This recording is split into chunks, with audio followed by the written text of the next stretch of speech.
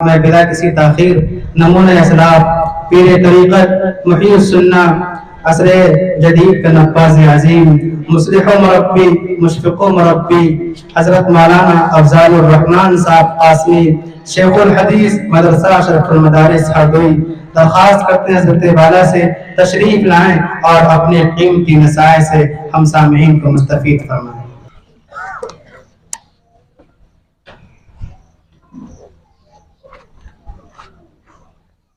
بسم اللہ الرحمن الرحیم الحمد للہ کفا والصلاة والسلام علی سید الحبیب المصطفیٰ وعلی آلہ واصحابہ نجوم الہدى وقادۃ التقیٰ رب اشرح لی صدری ویسر لی امری واحلل عقدۃ من لسانی یفقہوا قولی اما بعد۔ اعوذ باللہ من الشیطان الرجیم بسم اللہ الرحمن الرحیم انا نحن نزلنا الذکر وانا له لحافظون۔ وقال النبی صلی اللہ علیہ وسلم خیرکم من قرأ القرآن واقرأ او کما قال علیہ الصلاۃ والسلام۔ حضرات علماء کرام، بزرگان محترم، میرے عزیز دوستوں اور ساتھیوں، ہم سب لوگ خوش نصیب ہیں اور خوش قسمت ہیں کہ اللہ پاک نے ایسی مجلس میں شرکت کی توفیق عطا فرمائی جو تکمیل حفظ قرآن کی نسبت پر سجائی گئی ہے، بلائی گئی ہے۔ اللہ پاک ہم سب کی اس حاضری کو، بیٹھنے کو، یہاں آنے کو قبول فرما لے۔ آپ حضرات کافی دیر سے حضرات علماء کرام سے بڑی قیمتی اور مفید باتیں سنی ہیں۔ یہ اللہ کا احسان ہے کہ اللہ نے ان حضرات کے ذریعے سے باتوں کے سننے کی توفیق عطا فرما دی ہے۔ اللہ پاک ان حضرات کو بھی بہترین جزائے خیر نصیب فرمائے اور ہم سب کو سنی ہوئی باتوں پر عمل کرنے کی توفیق عطا فرمائے۔ ایک تو تکمیل حفظ قرآن کی نسبت سے محفل سجائی گئی ہے، مزید اس میں یہ بھی ہوا کہ اس مدرسے کی نسبت جنید وقت حضرت شاہ فضل رحمہ گنج مراد آبادی رحمۃ اللہ علیہ کی سے نسبت ہے، تو حضرت شاہ صاحب کی نسبت پر نور علی نور خوشی دوبالا ہو گئی۔ اللہ پاک ان نسبتوں کی بنیاد پر ہم سب کی اصلاح کا، بننے سنورنے کا فیصلہ فرما دے۔ اس وقت ایک آیت کریمہ تلاوت کی ہے جس کا ترجمہ عرض کر دیں، پھر مختصر سی بات انشاءاللہ جلدی ہی بات ختم بھی کریں گے۔ اللہ پاک نے فرمایا انا نحن نزلنا الذکر، فرمایا کہ ہم نے ذکر کو اتارا۔ انا نحن نزلنا الذکر، ہم نے ذکر کو اتارا، یعنی قرآن پاک کو اللہ پاک نے ذکر کہا ہے۔ انا نحن نزلنا الذکر، اس وقت غور یہ کرنا ہے کہ قرآن کو اللہ نے کیوں اتارا، کیا ضرورت پیش آ گئی قرآن پاک کے اتارنے کی۔ اللہ نے ہم کو اور آپ کو سوچنے سمجھنے کے لیے عقل دی ہے، سمجھ عطا فرمائی، ذہن عطا فرمایا، دیکھنے کے لیے اللہ نے آنکھیں عطا فرمائی، سننے کے لیے کان عطا فرمائے، اسی طریقے سے بولنے کی زبان عطا فرمائی۔ یہ ساری چیزیں اللہ پاک نے ہم کو عطا فرمائی اور اپنی تمام دنیا کی ضرورتوں کو ہم اسی بنیاد کے اوپر پوری کرتے رہتے ہیں۔ آنکھوں سے دیکھ کر کے ہم راستہ معلوم کر لیتے ہیں، کسی چیز کا اچھا ہونا برا ہونا ہم کو محسوس ہو جاتا ہے، کوئی چیز قریب ہے یا دور ہے آنکھوں سے محسوس ہو جاتی ہے، زبان سے ہم چکھ کر کے یہ چیز میٹھی ہے، یہ نمکین ہے، یہ پھیکی ہے، یہ خراب ہے، یا یہ کس کے اندر بو آنے لگی، زبان پر رکھا فوراً احساس ہو جاتا ہے ہمیں اور آپ کو۔ کانوں سے سن کر کے ہم محسوس کر لیتے ہیں، آواز اچھی ہے خراب ہے سب محسوس ہوتی۔ تو دنیا کا سارا کام ہم اپنی ان تمام چیزوں سے استعمال کر کے ہم پوری کر لیتے ہیں۔ تو اب سوال یہ پیدا ہوتا ہے کہ اللہ پاک نے پھر قرآن پاک کو اور الذکر کو کیوں اتارا اللہ پاک نے؟ بس ایک بات اس وقت جو عرض کرنے کی ہے اور سمجھنے کی بھی ہے وہ یہ کہ ہم سب کو اللہ پاک نے جس کام کے لیے بھیجا اور جس کام کے لیے پیدا کیا اور جس ضرورت کی خاطر ہم کو دنیا میں آنا پڑا، یہ ضرورت وہ ہے، یہ کام وہ ہے، ہماری عقل سے وہ کام پورا نہیں ہو سکتا ہے، ہمارے دماغ سے وہ کام نہیں لے سکتے ہیں۔ وہ کام کیا ہے؟ اللہ پاک نے ہر نماز میں ہمیں اور آپ کو جب ملاقات کا موقع دیا، اللہ پاک اپنے سے ہم کو جب قریب کرتا ہے۔ اب آپ سوچ رہے ہیں کہ اللہ پاک سے ملاقات ہماری کہاں ہوتی ہے؟ جی نہیں، یہ اس کی مہربانی ہے۔ میں عرض کر دوں، دنیا کا کوئی بادشاہ ہو، کوئی سربراہ ہو، بڑے سے بڑا سربراہ ہو، وہ اپنی رعایا سے اور اپنے ملک میں رہنے والوں سے دن بھر میں 5 بار ملاقات کرنا تو بہت بڑی بات ہے، زندگی گزر جاتی ہے کبھی اس کو دیکھنے کی نوبت نہیں آتی ہے۔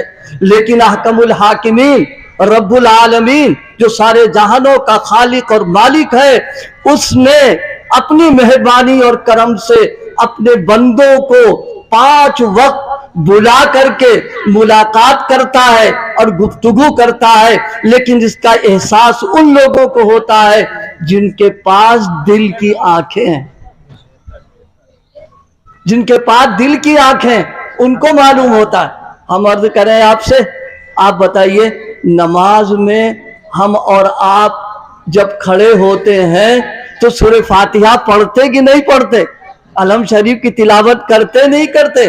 کبھی ہم نے غور کیا کہ الحم شریف جو ہم پڑھتے ہیں اللہ کے حضور اس میں کیا کہہ رہے ہیں، اس میں کیا مانگ رہے ہیں، ان کے سامنے کیا درخواست پیش کر رہے ہیں؟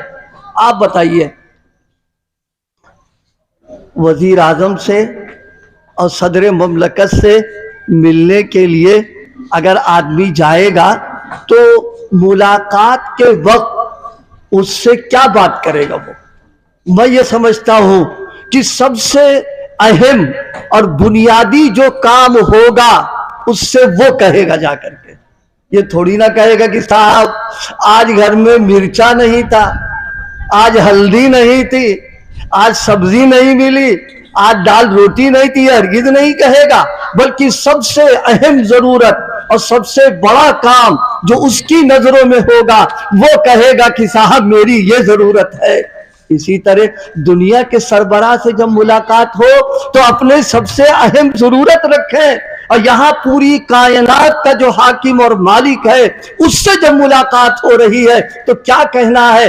اللہ فرما رہا ہے تمہاری سوچ محدود ہے، تمہاری عقل کام نہیں کرے گی، تم فیصلہ نہیں کر سکتے ہو، ہم تم کو بتاتے ہیں کہ جب تم مجھ سے ملو تو ملنے کے بعد سب سے اہم ضرورت تمہاری یہ ہے کہ تم ہم سے یہ درخواست کرو ایاک نعبد و ایاک نستعین، کہ اے اللہ ہم آپ کے بندے ہیں لہذا بندگی سکھائیے، عبدیت سکھائیے، عبدیت کا طریقہ بتائیے، وَإِيَّاكَ نَسْتَعِينُ، اے اللہ ہم کمزور ہیں، ہم عبدیت کا حق ادا نہ کر سکیں گے جب تک آپ کی مدد شامل حال نہ ہوگی۔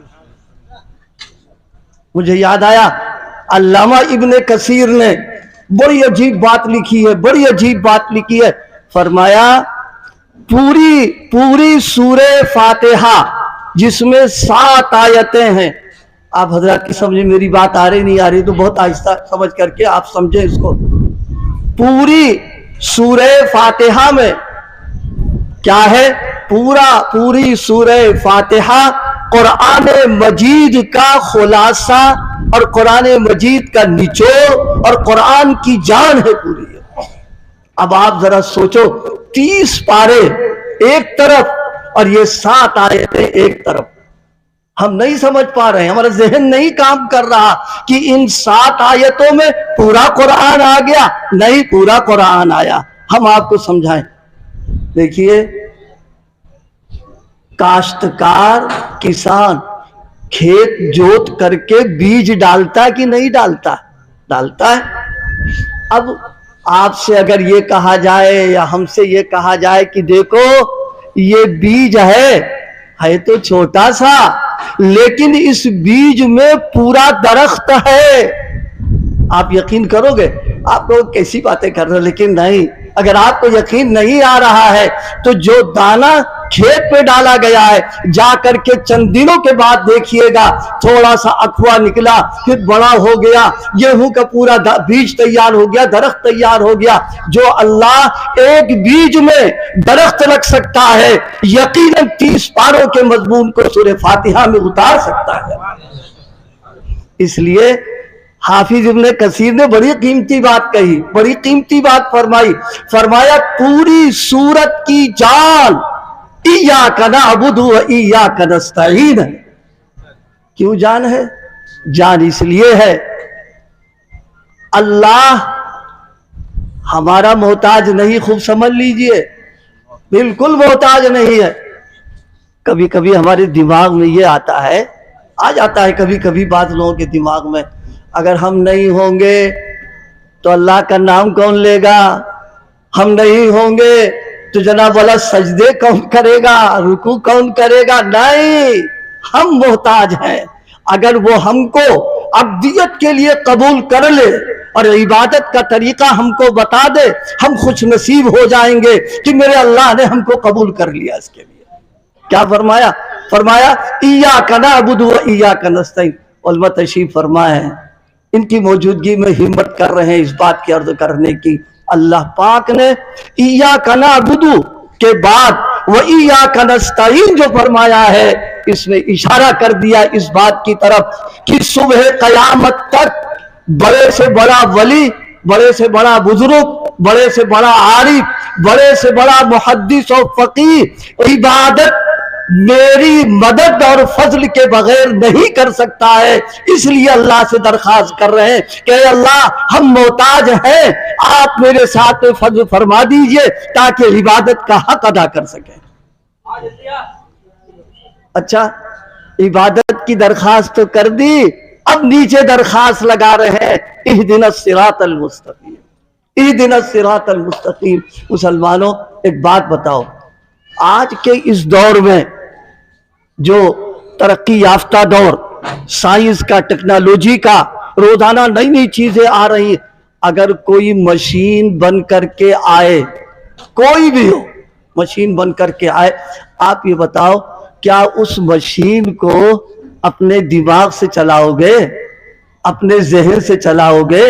اپنے تجربے کی بنیاد پر چلاؤ گے؟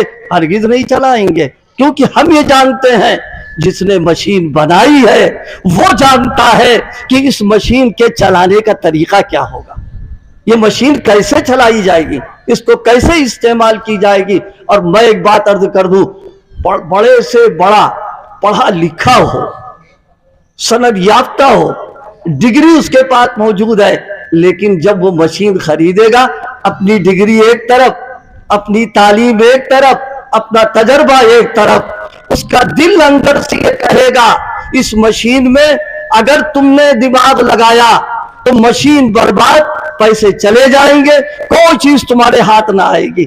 ایک انسان مشین بنائے، اس کے چلانے کے طریقے کے جاننے کے لیے ہم محتاج، اور مالک نے ہم کو عبادت کے لیے پیدا کیا ہے تو اس عبادت کے طریقے کے جاننے کے ہم محتاج نہیں ہوں گے؟ یقیناً محتاج ہوں گے۔ اس لیے اللہ فرما رہا جب کھڑے ہو مجھ سے بات چیت کرو تو صرف ایک چیز مانگنا، اہدنا الصراط المستقیم، اے اللہ عبادت کا جو سیدھا راستہ ہے، عبدیت کا جو سیدھا راستہ ہے، بندگی کا جو سیدھا راستہ ہے، اے اللہ وہ ہم کو دکھا دیجیے۔ اللہ سے مانگا ہم نے۔ بچہ اپنے ابا سے اپنی سب ضرورت، اپنے سب مسئلے، اپنی سب باتوں کو ابا سے کہتا نہیں کہتا، اس لیے کہ اس کو 100% یقین ہے کہ میرا باپ میری ضرورت کو پورا کر دے گا، بالکل بے شک پورا کرے گا۔ تو اب اللہ ہمارا یقین ہے اعتماد ساری دنیا کا کہ ہدایت ان کے قبضے میں ہے، اور ہدایت کا راستہ بغیر ان کے بتائے ہم کو معلوم نہیں ہو سکتا کہ کیا چیز ہے۔ اللہ پاک نے فرمایا تم نے ہدایت مانگی، لو یہ قرآن مجید ہدی للمتقین، تم نے اس ہدایت کی درخواست کی تھی، اس ہدایت کے راستے کے لیے قرآن پاک تم کو عطا کر ہے۔ یہ ہم نے کیوں کہا؟ یہ کیوں کہا ہم نے؟ بہت سارے لوگ ایسے ہیں جن کا ذہن صرف اتنا ہے کہ قرآن اس لیے آیا ہے کہ برکت اور تبرک کے طور پر گھر میں رکھ لو اس کو۔ قرآن اس لیے آیا ہوا ہے کہ جناب والا اس کی تلاوت کریں گے تو بیماری دور ہو جائے گی، شفا مل جائے گی، صحت مل جائے گی، اور آگے کی بات پہ اگر آپ کو ناراضگی نہ لگے کہ اس کو پڑھیں گے تو بھوک چلے جائیں گے، پرے چلی جائے گی، وبائیں علائیں بلائیں سب چلی جائیں گی۔ یاد رکھیے قرآن مجید اس لیے نہیں نازل ہوا ہے، اصل قرآن کا نزول جو ہوا ہے ہم نے مالک سے ہدایت کو مانگا تھا، اللہ پاک نے اس کا پورا نظام قرآن کی شکل میں دے دیا کہ اے میرے بندے تم مجھ سے ملنے کے لیے آئے تھے اور تم نے یہ درخواست کی ہے، لہذا تمہاری ہدایت نامہ یہ قرآن کی شکل میں تم کو ہم دے رہے ہیں۔ اب ایک بات عرض کرتے چلیں، اللہ کی ملاقات میں نے عرض کیا دن بھر میں 5 بار ہوتی۔ وہ کیا؟ حضرت امام بخاری رحمہ اللہ نے بخاری شریف میں روایت نقل فرمائی ہے، ان احدکم اذا صلی یناجی ربہ، فرمایا بندہ جب نماز پڑھتا ہے تو اللہ سے چپکے باتیں کرتا۔ سبحان اللہ، ہم جیسے گنہگار، ہم جیسے گناہوں میں لت پت، ہم جیسے کمزور، ہم جیسے وہ لوگ جو بالکل واقف نہیں ہے، مالک کی مہربانی اور اس کا کرم ہے، اپنا دربار کھول دیا ہے کہ میرے دربار میں آ کر کے میری ملاقات کے لیے تمہیں کچھ نہیں کرنا ہے، تم صاف ستھرا پاک ہو کر کے آ جاؤ اور نیت باندھ لو، میری تمہاری ملاقات ہونا شروع ہو جائے گی۔ حضور پاک صلی اللہ علیہ وسلم نے فرمایا کیا؟ فرمایا بندہ جب کہتا ہے الحمدللہ رب العالمین، اے اللہ آپ تمام تعریفیں آپ کے لیے ہیں کہ آپ سارے جہانوں کے پالنہار ہیں، اللہ پاک جواب دیتا حمدنی عبدی، میرے بندے نے تو میری تعریف بیان کر دی۔ یا اللہ گنہگار زبان سے ہم الحمدللہ رب العالمین کہہ رہے ہیں اور وہ جواب دے رہے ہیں، یہ ان کی عنایت ہے۔ آپ بتائیے کوئی حاکم گزر رہا ہو سڑک پر اور اپنی گاڑی کھڑی کر دے اور ہم سے بس ہمارا حال پوچھ لے، آپ بتاؤ ہمارے دل پر کیا اس کا اثر پڑتا ہے؟ ہم خوش ہو جاتے ہیں، دن بھر مگن رہتے ہیں، کرے صاحب جا رہے تھے اور گاڑی روک کر ہمارا حال پوچھ لیا۔ لیکن ہم مسلمانوں کا حال یہ ہے، مسجد جا کر کے اور نکلنے کے بعد میں خوشی محسوس نہیں ہوتی ہے کہ رب العالمین سے ہم ملاقات کر کے آ رہے ہیں۔ رسول پاک صلی اللہ علیہ وسلم کیا فرما رہے ہیں؟ جو بندے نے کہا الحمدللہ رب العالمین، تمام تعریفیں اللہ کے لیے ہیں جو سارے جہان کا پالنے والا ہے۔ ہم نے تو کہا، اللہ نے جواب قبول فرما کر کے فرما دیا حمدنی عبدی، میرے بندے نے میری تعریف بیان کر دی۔ جب بندہ کہتا ہے الرحمن الرحیم، اللہ فرماتا ہے اثنا علی عبدی، میرے بندے تو میری ثنا بیان کر دی ہے۔ حالانکہ اللہ اپنی تعریف کرانے کا ہمارا بالکل محتاج نہیں ہے۔ یہ سن لیجئے، پورے ہم اللہ کی تعریف اگر کر رہے ہیں تو یہ ہماری تعریف کرنا ہماری خوش نصیبی کی بات ہے، لیکن اللہ ہماری تعریف کا محتاج نہیں ہے۔ پوری کائنات اللہ کی تعریف کرتی ہے، پوری کائنات اللہ کی پاکی بیان کرتی، پوری کائنات اللہ کی تسبیح بیان کرتی ہے۔ بلکہ قرآن یہ کہہ رہا ہے تم نماز پڑھ کر کے کبھی مت سوچنا کہ تم نے نماز پڑھ کر کے تم نے جو بہت بڑا تیر مار دیا۔ پوری کائنات نمازی ہے اور نماز پڑھتی ہے۔ کیا فرمایا؟ یسبح للہ ما فی السماوات و ما فی الارض، پوری زمین اور آسمان کی تمام چیزیں اللہ کی تعریف بیان کر رہی۔ کل قد علم صلاتہ و تسبیحہ، اللہ فرما رہا ہے پوری کائنات نماز کو اور میری تسبیح کو اللہ نے اس کو بتا دیا ہے۔ یہ میں نے اس پر عرض کیا کہ یہ ہدایت نامہ اللہ نے کیوں دیا ہے؟ ہم نے درخواست کی تھی اللہ سے کہ اللہ ہدایت نامہ دے دیجئے تاکہ عبدیت اور بندگی کا جو نظام ہے وہ اللہ ہم کو مل جائے، تاکہ اہدنا الصراط المستقیم سیدھے راستے پر ہم چلتے رہیں۔ کیا فرمایا؟ انا نحن نزلنا، یہ ہدایت نامہ ہم نے اتارا۔ ہو گیا کتنا دن ہو گئے؟ ایک بات یاد آ رہی ہے، اللہ پاک نے قرآن کو ذکر کہا قرآن کو، غور کریے، اور یہ تو کوئی نام اللہ جیسے کہتے ہیں، لیکن ذکر فرمایا۔ دو باتیں اللہ بتانا چاہتا ہے۔ کیا؟ ایک تو یہ بتانا چاہتا ہے قرآن ذکر ہے، اعلیٰ درجے کا ذکر ہے۔ جس طرح لا الہ الا اللہ ذکر ہے، اللہ اللہ ذکر ہے، الا اللہ ذکر ہے، اللہ اللہ ذکر ہے، سبحان اللہ ذکر ہے، الحمدللہ ذکر ہے۔ فرمایا اسی طریقے سے قرآن ذکر ہے، اگر تلاوت اگر کرو گے تو تلاوت کا بھی ثواب ملے گا اور ذاکرین میں تم کو ہم شمار کر دیں گے۔ اچھا، قرآن کو ذکر کہا، کیا بتانا ہے؟ بات یہ بتانا ہے قرآن سمجھ کر پڑھو گے تو بھی ثواب دیں گے، اور بغیر سمجھے پڑھو گے تو بھی ثواب دیں گے، کیونکہ یہ ہمارا ذکر ہے۔ اور سمجھا دیں، بہت سارے ذکر اللہ پاک کے ایسے ہیں کہ اس کا ہم لوگ ذکر کرتے ہیں، لیکن پوچھو اس کا مطلب کیا ہے ہم کو نہیں پتا ہے۔ سبحان اللہ وبحمدہ سبحان اللہ العظیم، یہ بخاری کی بالکل اخیر روایت ہے۔ سبحان اللہ وبحمدہ سبحان اللہ العظیم، بہت سارے لوگ یہ تسبیح پڑھتے ہوں گے، کیونکہ رسول پاک صلی اللہ علیہ وسلم نے فرمایا سبحان اللہ وبحمدہ سبحان اللہ العظیم استغفر اللہ، اگر کوئی اس کو پڑھے گا 100 بار تو فرمایا استغفار کا بھی ثواب دیں گے اور ساتھ ساتھ روزی کے دروازے کو کھول دیں گے۔ اچھا، اب آپ ایک بات بتاؤ ایمانداری سے، آپ یہ ذکر پڑھے اس کا مطلب پتہ ہے؟ کچھ نہیں، لیکن اللہ ثواب دے رہا۔ لا حول ولا قوت الا باللہ، یہ بھی ذکر ہے، باقاعدہ ورد ہے، لا حول ولا قوت الا باللہ، لا ملجأ ولا منجأ من اللہ الا الیہ، لا حول ولا قوت الا باللہ العلی العظیم، دونوں ذکر ہے۔ مطلب پتہ نہیں ہے، لیکن جب پڑھیں گے تو ثواب دیں گے۔ اللہ فرمانا چاہتا ہے اسی طریقے سے قرآن ذکر ہے، بغیر سمجھے بھی پڑھو گے تو بھی ہم تم کو ثواب عطا کر دیں گے۔ لیکن اس کا یہ مطلب نہیں کہ قرآن مجید کے سمجھنے کی کوشش نہ کی جائے، اس کے مطلب اور معنی کو حاصل نہ کیا جائے، نہیں، یہ ذکر پر مجھے یاد آیا۔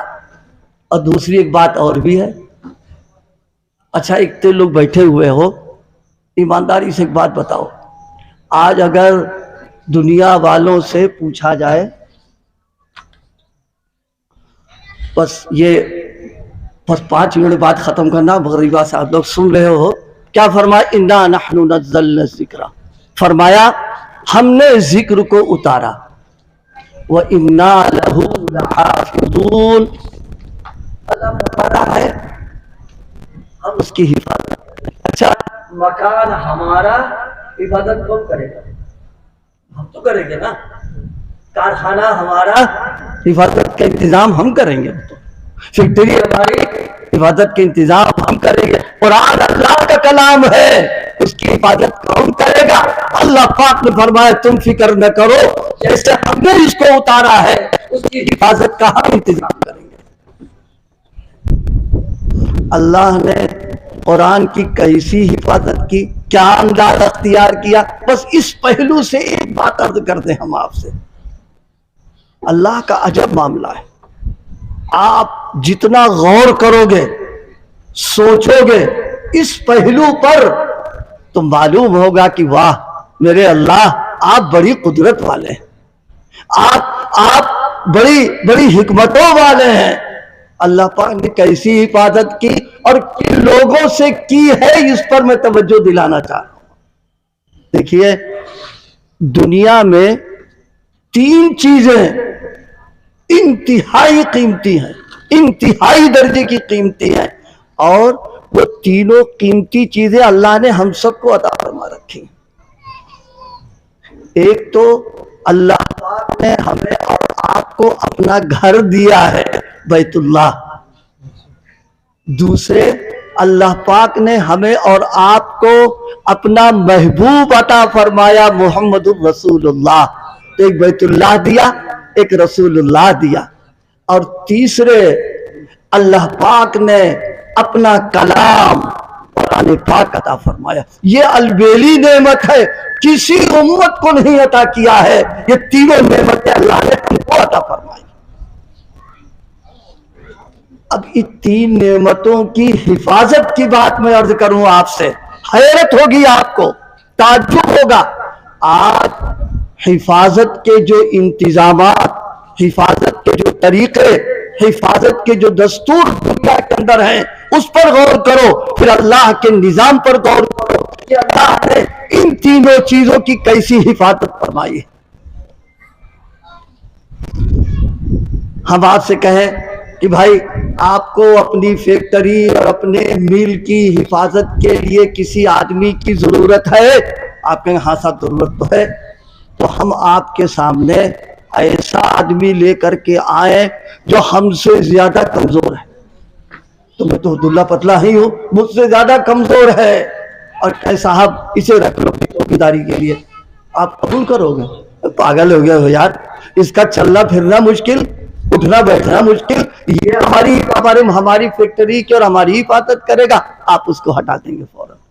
ہر آدمی حفاظت کے لیے وہ شخص رکھتا ہے جو تھوڑا پڑھا لکھا ہو، تھوڑا سمجھدار بھی ہو، تھوڑا توانا تندرست طاقتور بھی ہو، تاکہ ہر لائن سے حفاظت کر سکتا ہو.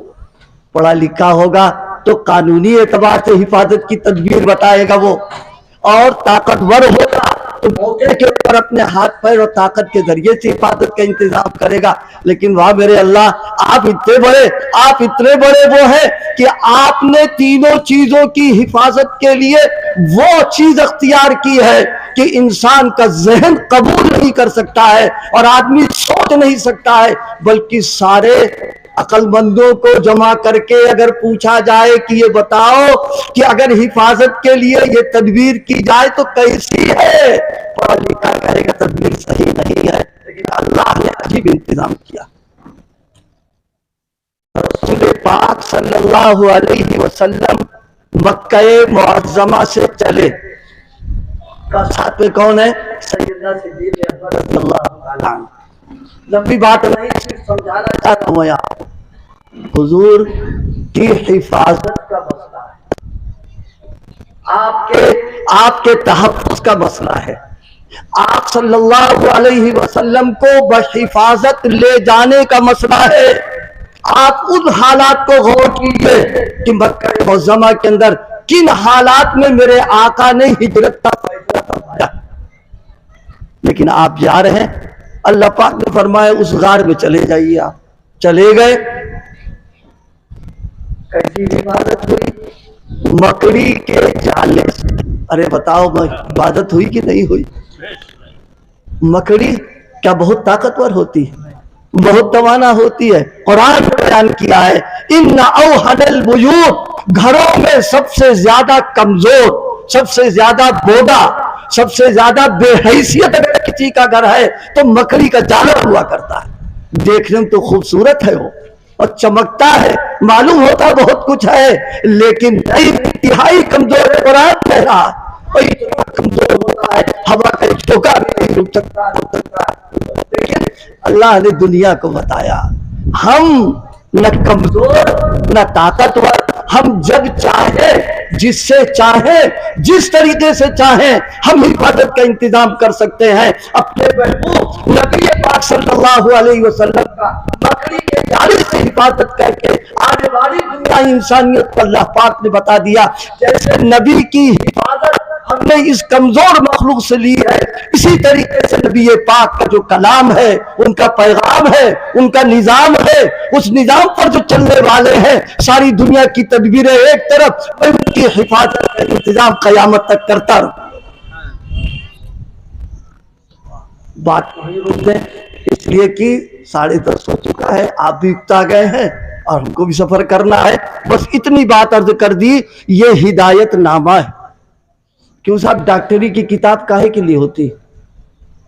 बोलो, वकालत की किताबें काहे के लिए होती? बस खाली घर में रखी रहें? जी नहीं, डॉक्टरी की किताब का हक यह है कि उससे फायदा उठाया जाए। वकालत की किताबों का हक है वकील फायदा उठाए। कुरान मजीद का हक यह है कुरान के मानने वाले उससे फायदा उठाएं, तिलावत के जरिए से भी, उसके मानी और मतालिब को हासिल करके भी, अमल करके भी। ये कुरान का हक। अगर हमने इस हक को अदा न किया, अल्लाह पाक हिफाजत फरमा दे, रसूल भी खड़े होंगे, कुरान भी खड़ा होगा, अल्लाह की अदालत में मुकदमा दायर करेगा, वहां कुछ न चल सकेगा। इसलिए मेरे दोस्तों, कुरान से ताल्लुक को मजबूत करना है, अपनी नस्लों को कुरान पढ़ाना है, उनको हाफिज बनाना है, खुद भी घर के माहौल को तिलावत का बनाना है। अल्लाह पाक मेरी इन गुजारिशात को कबूल फरमा ले, अमल करने की